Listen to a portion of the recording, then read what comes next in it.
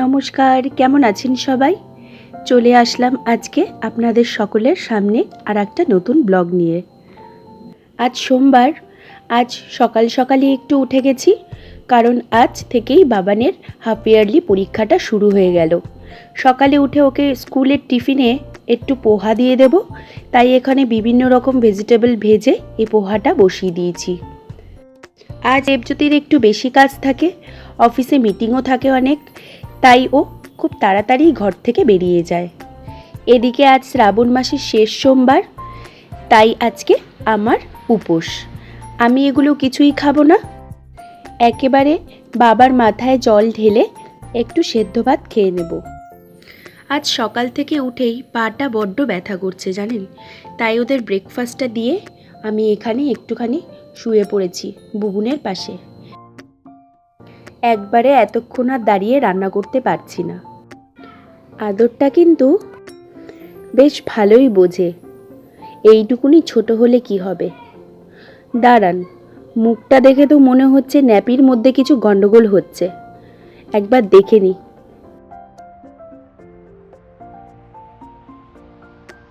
এরপর ওকে পরিষ্কার করে একটু দিয়ে আসলাম মায়ের কাছে। আর বেশি দেরি না করে এবার ঝটপট রান্নাটা সেরে নিই। এখানে একটু ভিন্ডি ভাজা বানিয়ে দিয়েছি।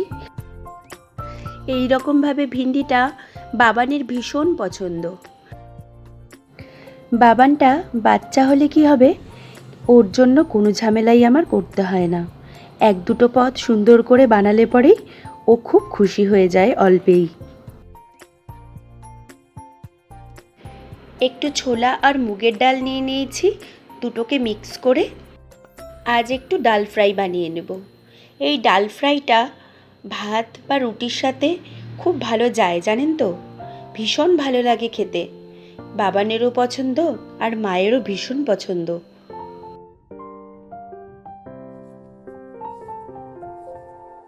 চলুন, এই মশলাগুলো বেশ কষে এসছে, এবার এর মধ্যে সেদ্ধ করা ডালগুলো দিয়ে দিই। এখন ডালটা বেশ ঘন ঘন আছে, কিন্তু এর মধ্যে একটু জল মিশিয়ে নেব এখন। এই ডালটা বেশি পাতলা ভালো লাগে না, একটু ঘন ঘন থাকলে পরেই বেশ খেতে ভালো লাগে।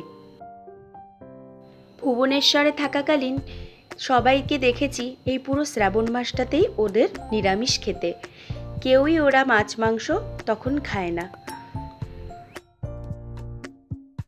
আমি যেখানে থাকতাম সেখান থেকে লিঙ্গরাজ মন্দির বেশি দূরে ছিল না, বাড়িটির ছাদে উঠলেই দেখা যেত মন্দিরটি। এই সময় পুরো মন্দিরটাতেই একটা বড় ফেস্টিভ্যাল হয়, যখন মন্দিরটাকে সুন্দর প্রদীপ দিয়ে সাজানো হয় আর বাবাকে রাজবেশ পরানো হয়। ভীষণ ভালো লেগেছিল জানেন, যখন নিজ চোখে এইসব দেখেছিলাম। ওই মন্দিরে একটি থামও আছে, যেটি সবসময় লাল কাপড় দিয়ে পেঁচানো থাকে। আপনারা যখনই যাবেন ওই থামটিকে ধরে যেই মনোবাসনা করবেন সেটিই পূরণ হবে। ব্যাস, ডালটা বেশ হয়ে এসছে। এখানে আর একটু ফুটিয়ে নিয়ে যখন ঠিক হয়ে এসছে, আমি একটু মিষ্টি দিয়ে নিয়েছি আর ধনেপাতা আর গরম মশলা ছিটিয়ে দিয়ে দিলেই হয়ে গেল ডাল ফ্রাই। রান্না বান্না সেরে একেবারে স্নান করে আমি চলে এসেছি পুজো করতে। এখানে সব ঠাকুরকে আমাদের বাগানের ফুল দিয়ে পুজো দিয়ে দিয়েছি। ঠাকুর আপনাদের সবাই মঙ্গল করুক। পুজোটা শেষ করার পরই বাবান চলে এসছে পরীক্ষা দিয়ে। ওকে তাড়াতাড়ি করে এই ভিন্ডি ভাজা, ভাত, ডাল ফ্রাই আর স্যালাড আর একটা ডিমের অমলেট দিয়ে খেতে দিয়ে দিলাম। আর আমি আমার জন্য বানিয়ে নিয়েছিলাম এই এক সেদ্ধ ভাতটা। এটা আতপ চাল, ঘি দিয়ে, আলু সেদ্ধ দিয়ে আর দুটো কাঁচা লঙ্কাও নিয়ে নিয়েছি। চলুন এবার খেয়ে ফেলি ভাতটা। এটা খেতে কিন্তু বেশ লাগে। আজ এই পর্যন্তই, দেখা হবে আবার অন্য আর একটা নতুন ব্লগে। আজকের ব্লগটা ভালো লাগলে লাইক, কমেন্ট, শেয়ার অবশ্যই করবেন। ধন্যবাদ।